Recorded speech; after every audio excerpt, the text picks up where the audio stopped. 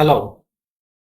Hello and welcome to this video. So there has been a change of plan, and what the change of plan is, you can guess. I have the Postgres manual open. That means there will be no practical today. We were supposed to do the practical side of it, but I decided against it.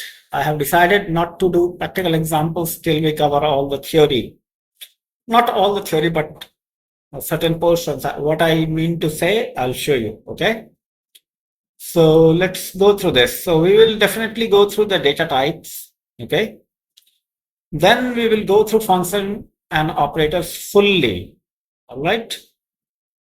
And then possibly we'll do the type conversion. Okay. It's not a big chapter, it's a small one. So we will do this. Okay. So these two chapters are mandatory. Now, after that, let's see.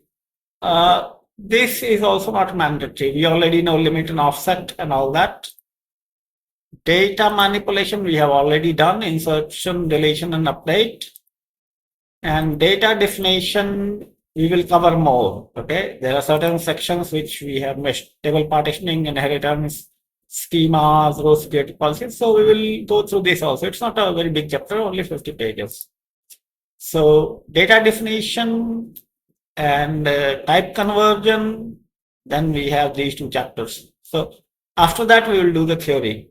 So let's estimate how much time we would take. So 50, 50, 100 pages roughly from those two chapters. And then we have 439 here and 181 here. That is roughly 250 pages. So we are looking somewhere at 350 pages of theory. Now we normally cover not a lot of content. It depends, 5, 6 pages. So it will take a while, but the advantage is that we will have very solid base on which we can build. Okay. So with that information, let's go and study what we have to study today. So if you look at the table of contents, we will cover UUID types, we will cover XML types, and we will cover JSON types partially. The reason is that it's a big one. It is roughly 10 pages. It is not possible to go through 10 pages in one video.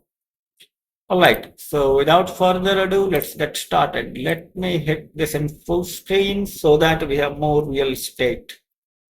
All right. So we have UUID type.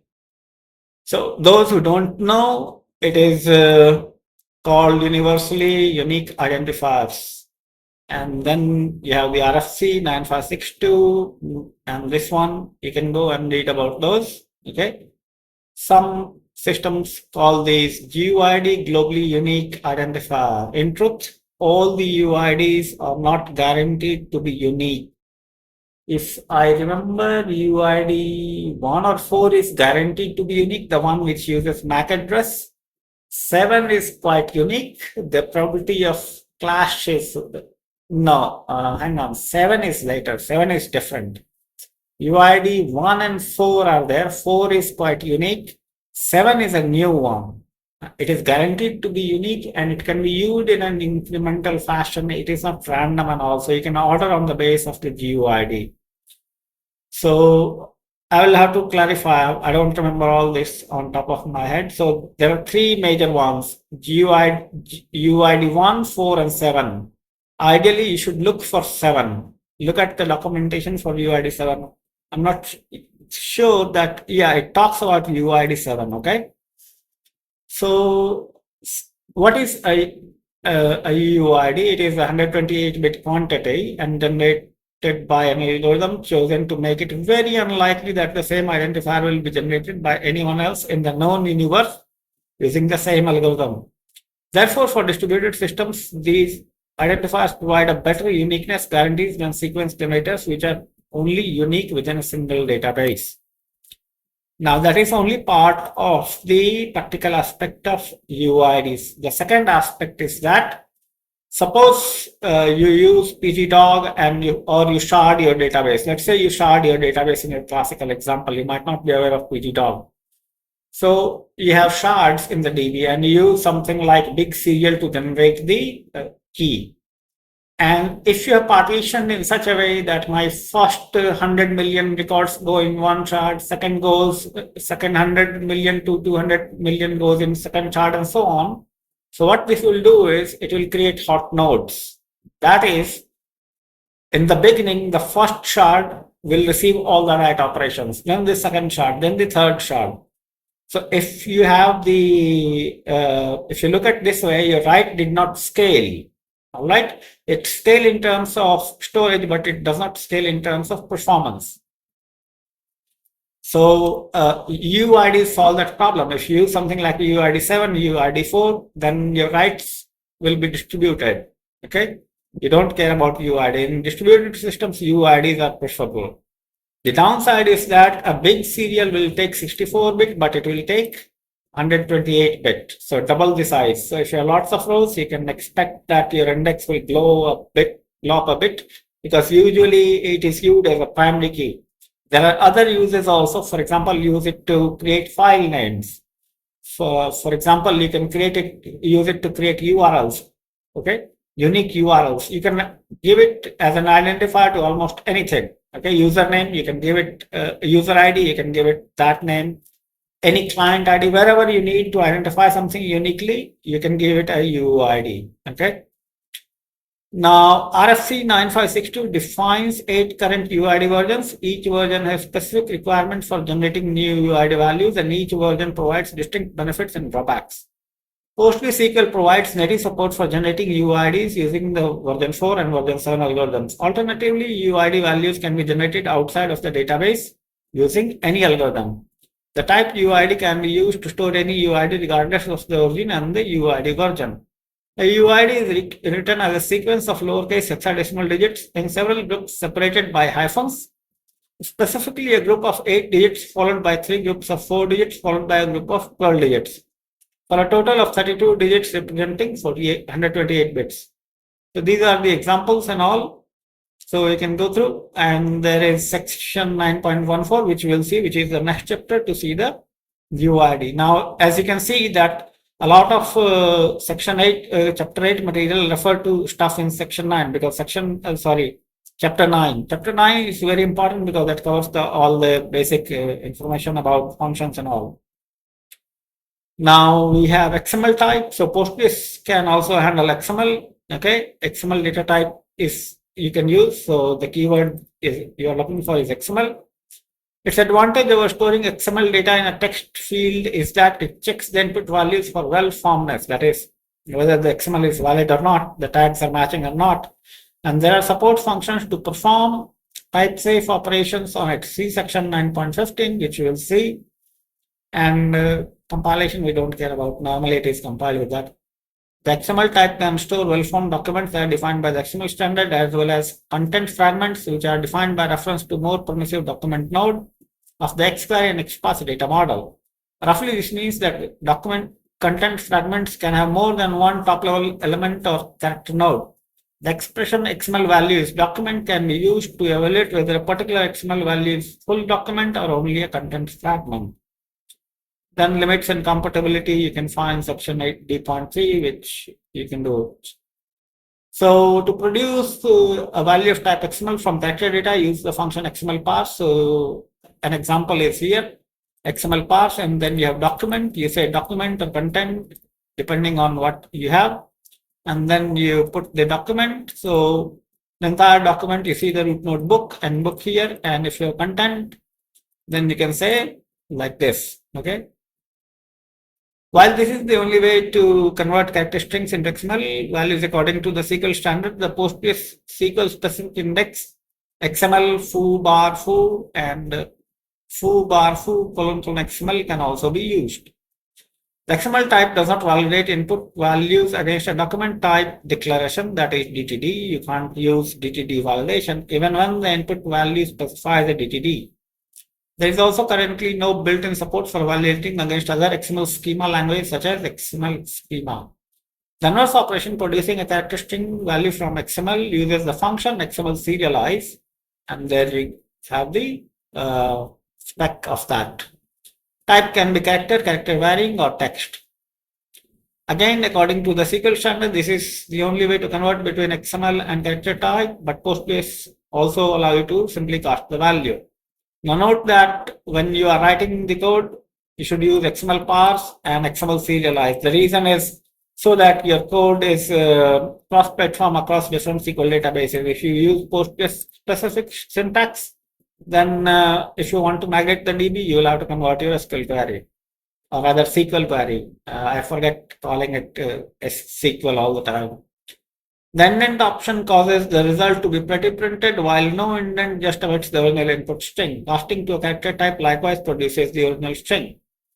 When a character string value is cast to or from the type XML without going through XML parse or XML serialize respectively, the choice of document versus content is determined by the XML option configuration parameter, which can be set using the standard command, that is this command. Okay.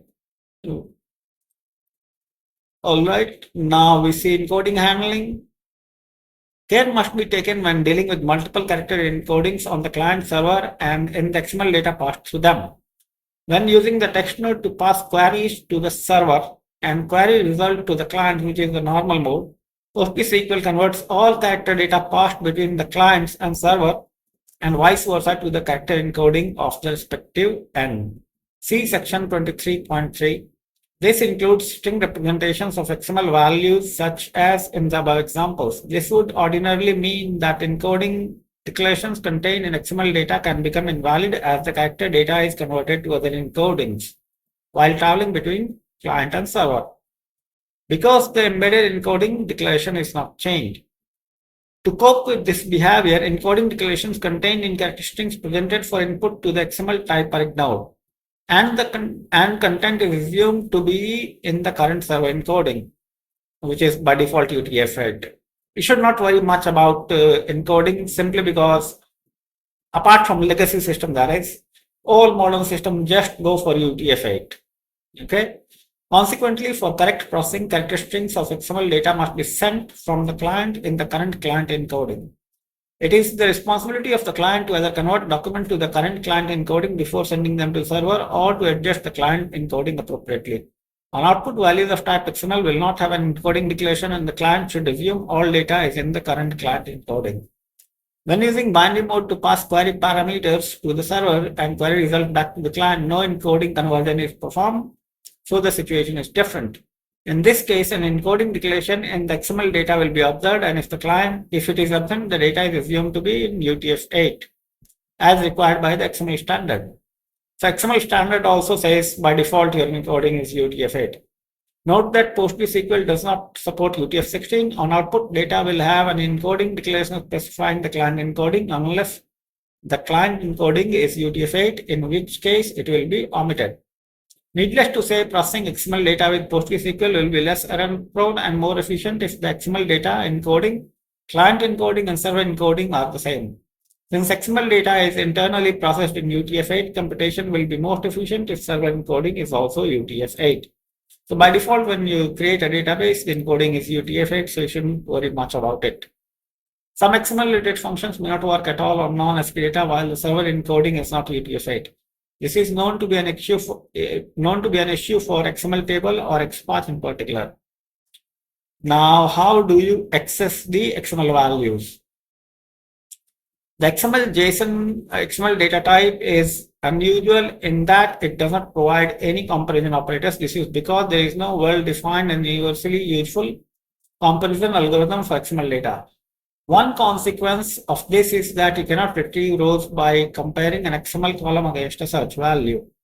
XML value should therefore typically be accompanied by a separate key field such as an ID.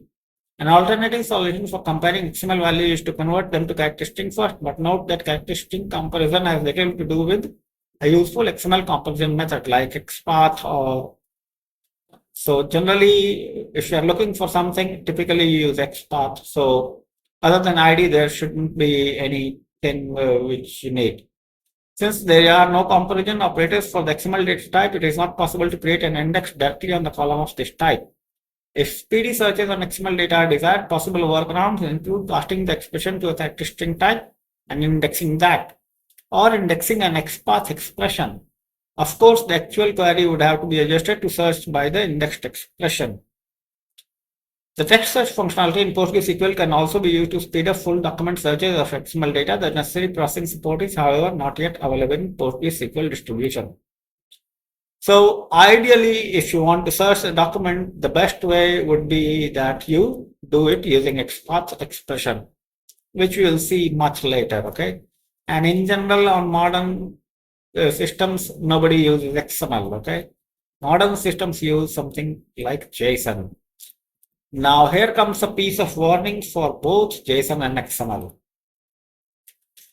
In PostgreSQL, ideally, you should never use XML unless it is a proper document like a docbook stuff which represents a piece of content, large piece of content. JSON you should never use, or I wouldn't say never. In very rare cases, you can use JSON or XML. Typically, you should not use JSON. You should avoid JSON as much as possible, or XML as much as possible. These are not for general data storage. I'll give you a classic example how. So suppose you are using a document database. The most popular example would be MongoDB or Couchbase or SerialDB or Cosmos DB of Microsoft Azure. So assume you have one of these four databases, that is MongoDB, Couchbase, SerialDB, or Cosmos DB, which use document-based database. Another would be Firebase. Okay. And suppose you are using a Stack Overflow web application, a QA web application, and you have question and answers written there. Now suppose a question is there, and on the web application, two people are writing answers. Now, since it's a document database, you would like to put question and answers in the same document. I'm talking about aggregation. We will come to what is the point. We'll come to that in a minute. Now, suppose two people are writing the answer and they write it to your application. So assume the data comes to your application server, and application server fetches the document from the DB. There are two parallel things going. So it in the fetch document, it parses and loads as JSON and then appends the answer. Okay. Now write happens. Okay. Now the write will not happen at the same time. Now see, you will have two different documents with a different question in each. Okay. And when you will write, what will happen is one will overwrite the another. So you lose one answer. Okay. The solution is to use pessimistic locking, which basically kills your performance. So if you look at that in terms of SQL, what you will do is you will have a table where there will be question, there will be answer, and you will use something like parent ID, which PostgreSQL uses to signify whether it is answer or a question. So questions will have, say, parent ID 0 or parent ID would be null. And answers will have parent ID, which will be the ID of the question to which you are answering. Now, in this case, it doesn't matter how many answers come, they're going to go to a separate row. So you can write that in parallel. So in this example, you see that the point of all this discussion is that you should never ever club data. Okay. Don't club information which can be split. Whatever can be split, split it. There is a technique called normalization. I have not talked about normalization till now. So now that we have come to this, what I will do is in the next video, I'll talk about normalization, okay? How the database should be designed. I believe there are 5 levels of normalization. I don't remember exactly. So I'll have to look that up. And I know what the normalization is, just I don't remember the exact number. So a database should be normalized as much as possible, okay? The crux of the idea is you should never club the data. Keep it as granular as possible. Smallest possible data point should be used. Okay. And the databases which I mentioned, that is the document databases, go against this, and it causes a lot of problem. Okay. People who have dealt with MongoDB, Firebase, or such databases, they know what the problem is. So unless your application is unique in such a way that you are guaranteed that this will not happen, you can use the document-based databases. But in general, personally, with 22 years of experience, I will always recommend never to use document database and JSON data types. Okay, so now I think we can end this video. JSON data type requires complete discussion because it's quite big. I'll end this video, and in the next video we will discuss JSON. We will discuss normalization first. So in the next video, I will talk about normalization, and then we will talk about JSON data types. JSON data types will not be covered in next video. It will go to probably next after that. Okay.